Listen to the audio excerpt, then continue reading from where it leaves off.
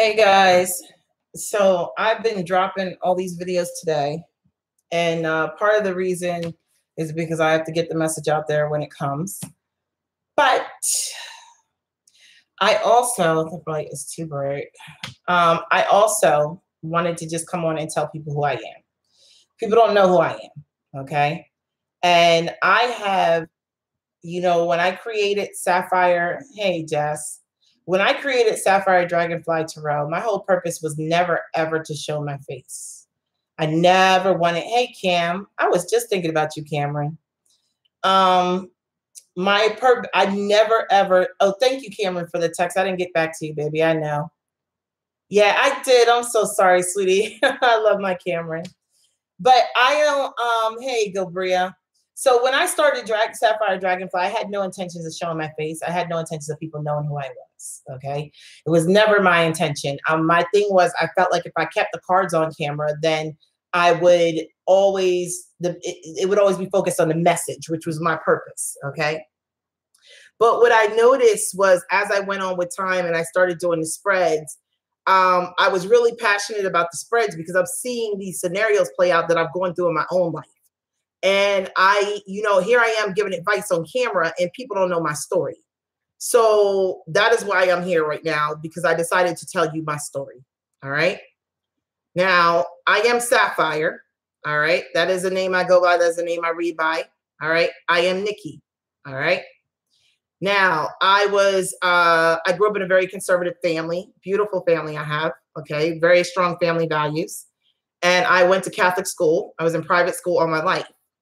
So when I became an adult, and I heard about being a prophet, I didn't believe in that kind of stuff. I used to watch TV and watch evangelists and see how they would touch people. They would pass out. And I'd be like, why are they faking that? What's wrong with them? Get up off that floor. I never knew about the Holy Spirit. I never knew about God. I mean, I knew about them, but I never knew about the spiritual and the physical and how they work together until later on, So in my teen years, and this is really getting intimate for me because I feel like I'm going to be reaching out to some people. So in my teen years, I suffered with depression, and I always felt as a child that I never belonged. I felt different than every other child. I didn't know what was wrong with me. I didn't know what it was, but I just kept on saying, honestly, I felt like I was a fallen angel that didn't belong here, and I didn't want to be here. And I wanted to go to heaven to be back with God because I felt like being here was a punishment because I couldn't understand because people didn't understand me and I didn't understand people. I just didn't. So in my high school years, I had 3 suicide attempts. Different life situations that I was dealing with, I wasn't very good at handling, and it was too much for me. So I had my suicide attempts 3 times during high school. The 3rd time I actually died. Okay. My father told me that I was dead for over 20 minutes. And anybody who knows medicine knows that when the heart stops pumping blood to the brain, you risk the chance of the brain suffering oxygen deprivation, which means that that brain could be damaged in that time that heart stopped pumping. Okay. So they were working on me and they were working on me. All right. And my dad really thought they were gonna have to call it. He really did. But they worked on me and they brought me back after 20 some minutes of having been dead. And they told him that there was a chance that I could have brain damage. I was in a coma for 3 or 4 days. And I woke up. I did remember what I did. And I knew exactly what I did, but I still wanted to go home. I was just like, okay. And my father was like, no, you're going to a behavioral health place. And I did that. That was my 3rd stint. And what I learned when I was there the 3rd time was, 1, you can't BS healing. When you have issues or you have things that you need to figure out, you can't BS that. You can't BS it. You can't fake healing, okay? You have to truly put the work in to heal and to grow. So the 3rd time I went back, I put in work and I grew and I learned knowledge. And what I learned was coping devices to be able to cope with people. I learned that I did not have to take on everybody else's energy. And another thing that I learned was that I am entitled to my own opinion. I had a problem as a child not really expressing my own opinion. So I always felt like I wasn't heard. So they taught me that everybody on the face of this earth is entitled to their opinion. Nobody has to like your opinion. They don't have to make decisions based on your opinion, but they do have to respect that it is your opinion. Okay. And that is the one thing that I learned. Now, I still suffer after that last stint of suicide. I still suffer with a lot of depression. I still, I've always heard things my entire life, but I thought it was crazy. So I went on medication. And there was a time that I was on 7 different medications in order to numb or dull my senses to be able to speak to the divine and have them speak to me. And eventually, I remember what happened was before I got pregnant with my daughter, I was really, really depressed. And I was with her dad. And I said I prayed. I got down on my knees and prayed. And I told them, look, I understand that, I tried to take myself from here, and apparently it's not what I'm supposed to do. So I need you to tell me what's my purpose? What am I here for? Because I don't understand. So I had a dream that night. And I told them to give me a reason to stay here because I really did not want to be here. And I felt like I didn't belong. I just seemed weird from everybody else from the time I can remember. I had a dream. And in my dream, I had an angel come to me, and they took me and they showed me my body when I was in the hospital. They showed me on the bed, and they showed me laying there lifeless. And what they said, and they actually showed me like a replay of what happened that day. And this was years later. This is like almost 2 years, a year or 2 years later, almost 3 years. And what they showed me was spirit. I had died and I had came out of my body, and I was looking down at my body, and I didn't want to go back in. I was ready to go. I'm like, I'm out. I'm good. Let's go. And they were like, no. They said, no. You have to stay here. And I was like, I don't want to stay here. I don't want to get back in there. I want to go. Like, if you're here, this means that I'm not going to hell. So I want to go. And they were like, no, you have a purpose. And I was like, oh gosh, I don't want a purpose. And they were like, you have a purpose. And I remember just looking down at my body, like, I don't want to go back in there. I don't think I can handle being in that body. Like, I just don't think I can handle being here. And they said to me, you're going back because you have a purpose to fulfill. Now, I said, what is my purpose? They said, you'll find out in time. I didn't know. I really didn't. And what the angel told me was that if I tried to kill myself again, that I would not die. They said, you have done this 3 times, and every time you do it, you are coming back. We will bring you back every time. I'm sorry, I'm getting chills because I remember this so clearly. They were like, we will bring you back every time because you have a purpose. And if you try to do this again, all that's going to happen is you're going to end up as a paraplegic, but you're still going to be here. Now, we don't need your body to work. So if we need to basically take away the power of your body so that you can't kill yourself. We'll do that. And the only thing you'll have is your head, and you'll be able to speak. But we will make you a paraplegic if we have to get it through your head that you have to stay here. And from that point on, it scared me to commit suicide. I was like, okay, I don't like it here, but I have to be here. And actually 9 months later, I had been with my daughter's dad for 2 years. And 9 months later, I had my daughter. I had a daughter. And my daughter became, I want to cry because my daughter became my little angel on earth. She truly did.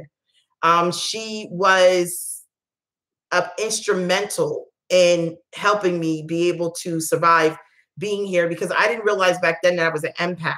So I was taking on people's energies. I couldn't be in rooms with a lot of people because I was going through this, and I was taking on their energies, and the anger and the pain and stuff I was feeling wasn't mine. It was other people's, but I didn't know that. I didn't understand it. So that was my miracle. They brought me back and told me that I can't go. I cannot leave. I have a purpose. So since that day, I've been searching for my purpose on what am I supposed to do? I don't understand. And what I realized is that I'm not the only person who went through that whole bout of, depression and suicide. And see, what people don't understand is when teenagers are going through suicide, or when they're really like depressed, some parents just think that it's a phase they're going through. Oh, they're just being dramatic. They'll be fine. That pain that we feel when we're younger is 10 times worse than adults. Okay. Because we don't even understand it. We're not even developed enough to even understand it. All right. So I found my purpose now. What happened was I left the church. I left the Catholic Church.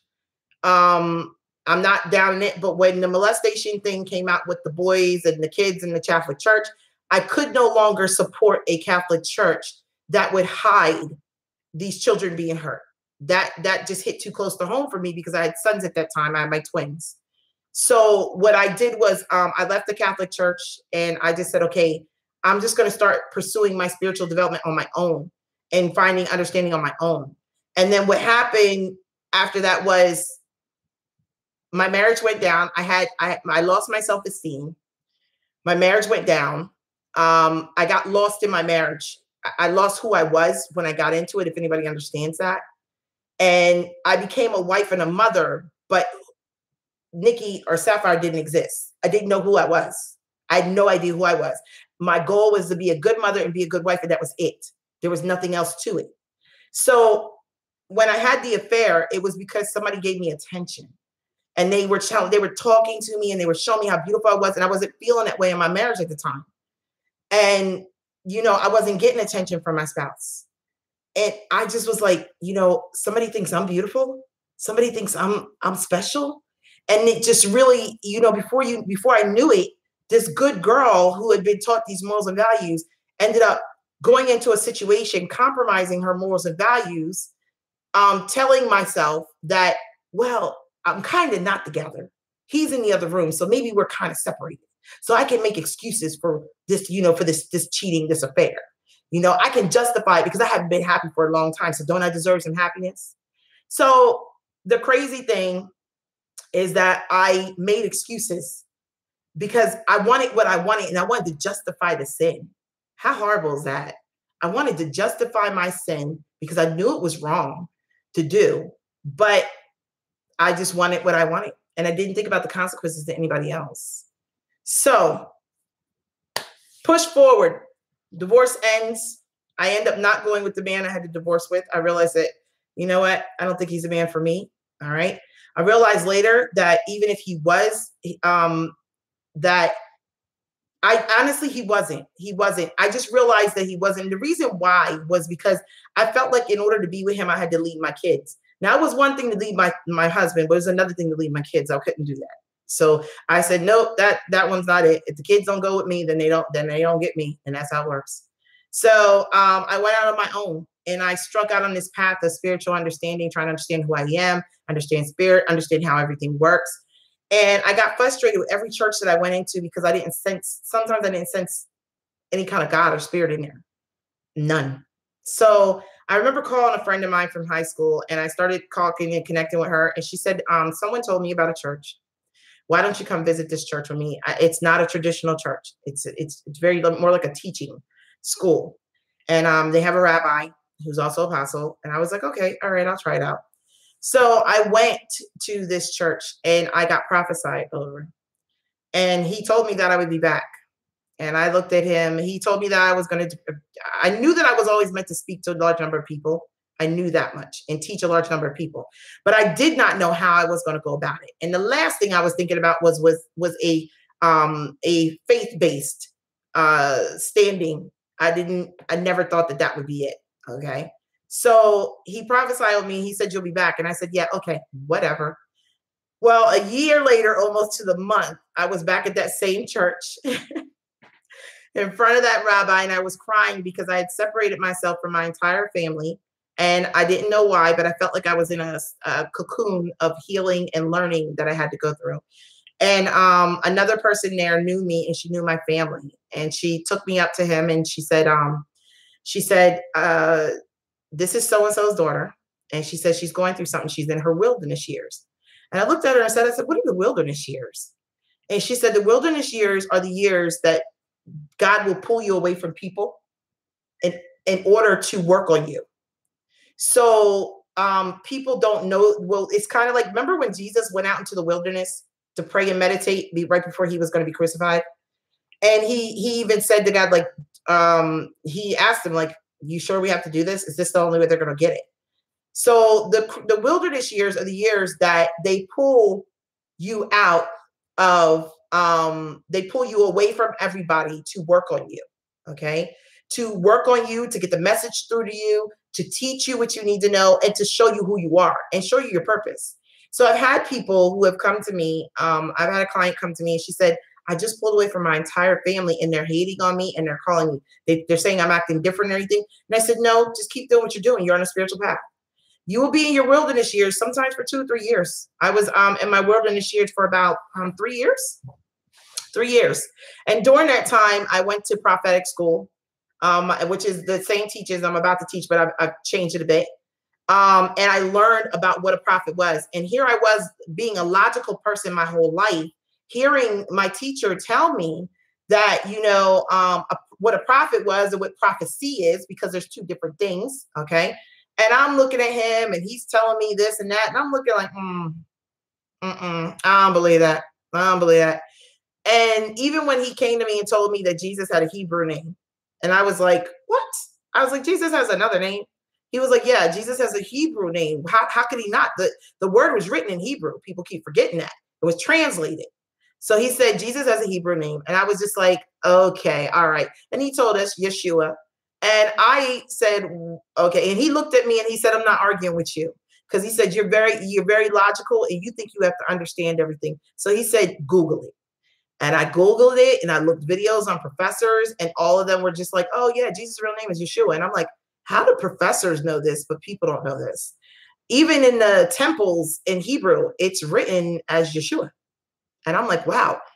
So I learned all this stuff. But the most important thing I learned was that I had been trying to control my walk and my life so tightly. My career was this was this, and my parenting was this was this. And for the first time in my life, I had to let go.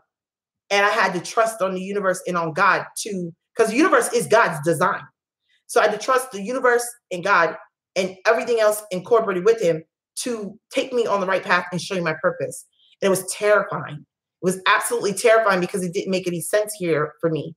I'm like, this is not going to make sense for people. So first I hid the fact that I was a prophet. Okay, I'm not going to tell people. I'm just going to stay hidden because I don't want people to know that I'm a prophet. You know, it sounds crazy, doesn't it?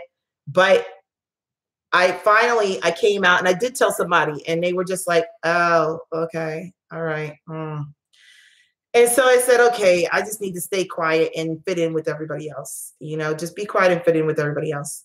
I went through my whole life with 7 medications. When I got divorced, because honestly, I got tired of hearing my husband say, did you take your medication? Because if I got an attitude, it was because of my medication.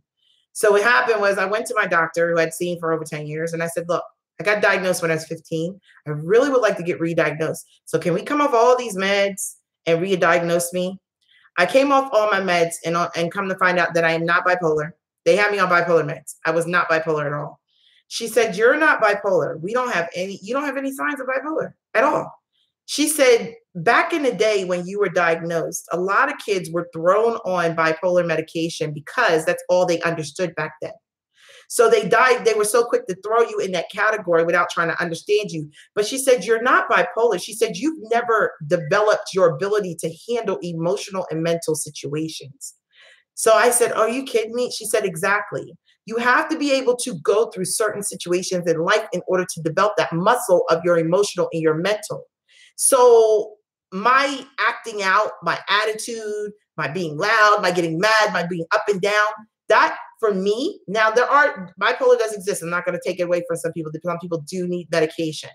But for me, what she said was, no, you're not developed. You don't understand how emotions and mental work.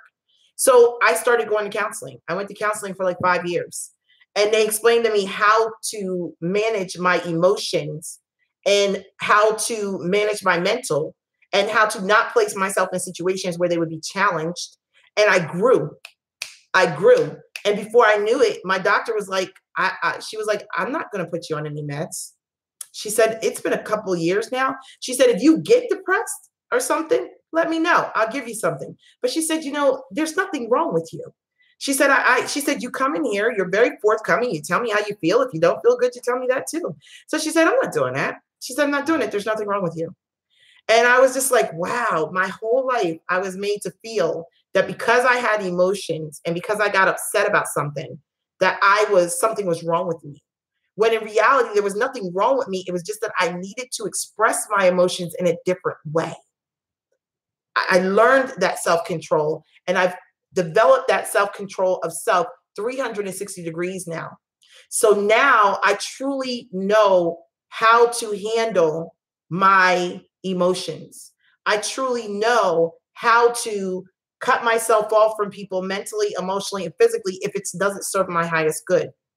I have learned, now don't get me wrong, there's challenges every day. This is not perfect, okay? Even Superman got knocked out the sky a couple times, okay?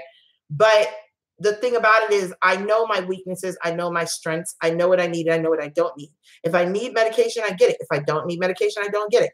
Honestly, I'm really good at knowing what I need and sheltering myself and doing what I need to do as far as meditation and self-work. So I say this to say, this is who I am. And I've hid it for so long because I've hid behind this of what I am for so long because I was scared of the scrutiny that I would get from my family and from my friends. And now I am truly embracing it. And moving to Georgia and separating from people has allowed me to truly embrace who I am, which has allowed me to truly take my lessons and help you and really don't give a damn what people think about me. I don't care what people think about the fact I had an affair. You think I didn't judge myself? Welcome to my world.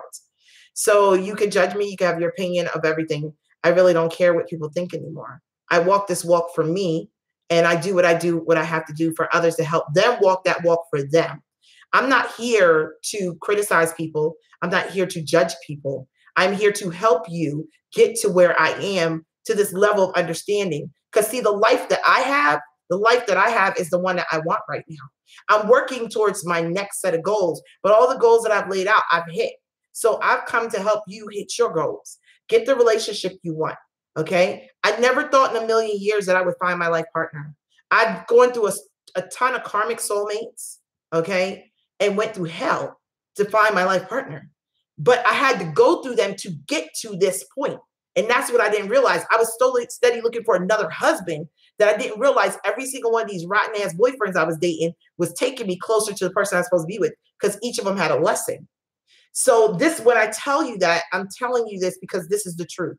This is who I am and this is how I learned. Okay.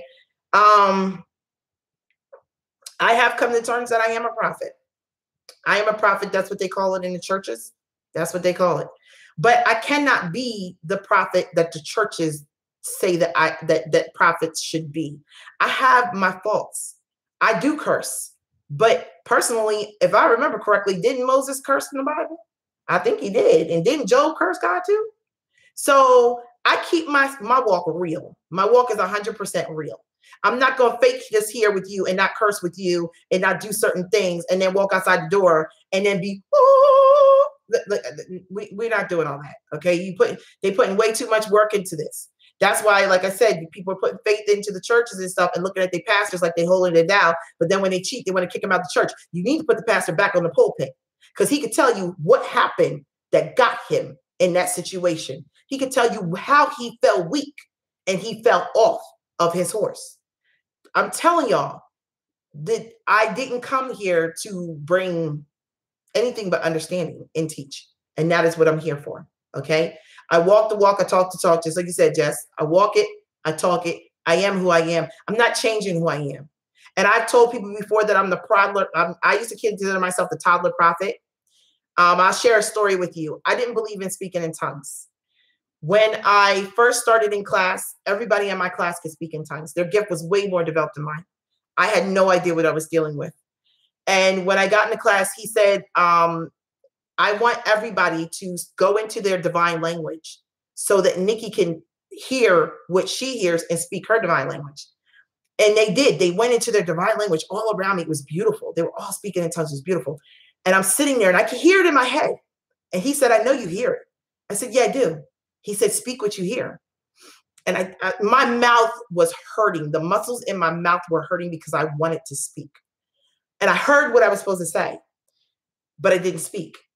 So finally, he had everybody stop. And he said, why didn't you speak what you heard? And I said, because I was trying to pronounce it the right way. I heard it in my head, but I wanted to make sure I pronounced it right. He said, daughter, there is no right or wrong way to speak the Lord's word. There's no right or wrong way to do this. Okay. He said, you just got to do it. You just got to speak it. even when it came to my automatic writing, you know, because I prophesy by word, I prophesy by speaking, but I also prophesy by writing. If I put a pen to a paper, I'm going to write the message, which is the first way that I found out. I should have known back in the day when I was a child, because I used to write on walls. I used to write on walls and have whole walls full of words. But everything I wrote was about God's love. My whole purpose was always, everything I ever wrote was always about God's love. Okay. And I felt like I came here with the purpose of showing people what unconditional love is, because people don't know what unconditional love is. And see, I don't have, while I don't put up with foolishness, I don't have a heart that is, I love everybody. I love everybody. And that person who's going to watch this, who's saying, oh, she's talking crap, she don't love me, I love you too. Even with the things you've done to me, even with the things you've done to other people around me, the people that I love you too. But what I won't do is sit back and condone certain behavior. I call it for what it is. I call a spade, as my mom says. And I let people know that just because I love you doesn't mean I'm going to tolerate you. I will love you from over here while you go over there. Okay. But I love everybody, from the bum on the street, from the attic. But I have a very passionate streak for teenagers. Okay. And that is why I did this video, because Charlene and I both got a word about a week ago about suicide. Okay. And since it is something that is so close to me, I am reaching out to all my young people, 21 and under. And I am asking any adults who know of anybody who is 21 and under, who might be depressed or might be having a hard time. They're trying to find their way, figure out which way they're going. I want you to send them to me, because I'm going to give them a free reading. Okay. If you are a mother or a father, you have a child who seems a little lost, or they seem like they have an issue, or you don't know what to do, okay, or you have a child that suffers with depression, I want you to email me, and I'm going to talk to your child. Now, that doesn't mean that I'm going to do a reading, okay? I will do what the spirit tells me to do. If it's a reading, I'll do a reading. But I had a mother reach out to me, and this mother, you're an amazing mother, because she reached out to me and she got a reading for her daughter. And her daughter was depressed, and she didn't even know, but she's not depressed no more. But see, her daughter's an empath, so she didn't realize that. And see, empaths, we recognize other empaths. We recognize you when you have the problems that we had as empaths. We recognize that. So I was able to give her some guidance, and I was able to give her some things, and I actually am going to be there for her, okay? And she has a direct line to me. She is not the only one. I have another young adult who is 18 that I have given a direct line to for free readings whenever she wants them. Whenever she needs guidance, she books a reading with me. Okay. And she contacts me directly. So I am reaching out to those people who might know some young adults, who might need some guidance, who might be going through something, who might be battling depression. I want them to see me, and I want them to know my story, because you don't have to stay where you are, and you can get out of that. Okay. Azalee, you said, how do you know if you're an empath? The biggest sign, I'm going to be honest with you, a lot of people that battle with mental illness or with emotional issues, you have a hard time controlling your emotions. Sometimes they're not even your emotions. The biggest sign for me of being an empath was when I would go into a room of people, and it would be too much for me to be in there. Okay. It would be too much for me to be in a room with those people. Normal people can go in a room and be in a social environment. An empath, a young empath that's completely spiritually open, can't do it. It's too much. And they'll be the one that stays in their room a lot. If your child is in her room a lot, or you're in your room a lot, you like to be by yourself. You really don't like to be around people, but it's not that you don't like the people. You just can't, you just feel better by yourself. You can control your peace better by yourself. Then you might want to consider whether or not you're an empath. And I'll be doing something on that soon. Okay. For me, it was going into a room of angry people, and I became angry, and I didn't even have anything to be angry about. Or being around, oh, Bombshell, email me. Bombshell, email me. Or going around, I'm sorry, Cameron, my little sister. Going around people and just not being able to handle certain situations. I used to get ulcers as a teenager. So if you have a teenager that has a lot of digestive issues, that's because their nerves, their anxiety are kicking up that stomach acid, okay? And it messes with their digestion. I had ulcers all through high school. I worried about everything, all right? Everything was a worry to me. Everything was what's the right way? What's the wrong way? What's the right way? It was horrible. It was absolutely horrible. I had no faith in just letting process happen. It wasn't for me. And now my whole life is dependent on letting the divine take control over it, which is absolutely amazing to me. Okay. And like I said, my mouth isn't perfect. I'm not the perfect prophet, but for what the angels tell me, there's no such thing as a perfect prophet. So I'm a different type of prophet, and I keep it real. And I'm always going to keep it real. And it's always going to be the way I'm going to be. And I was birthed by my apostle, Raymond Stansberry, of the Prophetic House of Truth Outreach, as the prophetess of strategy and instruction. And it kind of fit because my whole life I've been helping people. I do resumes, I do stuff, I help people. So when he said the prophetess of instruction and strategy, when he birthed me that night, I was like, wow, that's exactly what I am. I am a teacher. I am here to help you. I am. So Cameron said, I never thought how much I related to my sis and mentor. I used to cut myself, made reckless decisions. Late last year, I tried to overdose. I admire Sapphire because she's a really strong woman. And you know what, Cam, you never told me that, but that would be why Cameron and I connected. And Cameron is my little sister. I got her baby stuff here for her baby that's on the way. That's going to be my god baby. And we met through YouTube. And I'm going to take this baby stuff down there and we're going to go shopping for that baby, you know? But I do connect with people who have suffered with depression and different issues, which is why I'm reaching out to my young adults. Okay. And if there are other adults who want to, who have that same issue, then reach out to me, because I'm telling you, I've been there. I've done that. I understand it. And you see, I'm standing, right? I'm standing and I'm more confident than I've ever been in my entire life. I know who I am. I know what I want, and I know what I'm about to do for the world. Okay. So I am a walking testimony. And this right here is actually absolutely terrifying for me that people will now know who I am. But I have a book that documents my my affair and my marriage and everything that went through. I have to show it to you guys. The book is on Amazon, Barnes and Noble, and Books A Million. And it's been out there for 2 years. I published my book like 2 or 3 years ago. I think it's been now. And it's called Soul Scream. It's called Soul Scream. And it basically documents everything that I went through, to the point that my soul screamed and I was completely broken down to nothing. And at that point, when I was broken down to nothing, it's when I started hearing spirit again. And that's when I said to him, I don't know where I'm going. I don't know who I am. I need you to take a hold and mold me, because I'm clay. Mold me. And that's what he did. And I'm very happy with who I am. And even though I had to go through a lot, and there were some people that were hurt in the process of my being molded and the things that I went through in order to get to this point, I'm sorry for those people that got hurt. But at the same time, I'm very thankful for who I am in his name, and the things that I'm going to do in my purpose. So I cannot have any regrets about my life and who I am and the path that I've taken. And that's all it comes down to. So that is my story. And this is who I am. When you get on here every day, this is who you're talking to. This is who you're dealing with.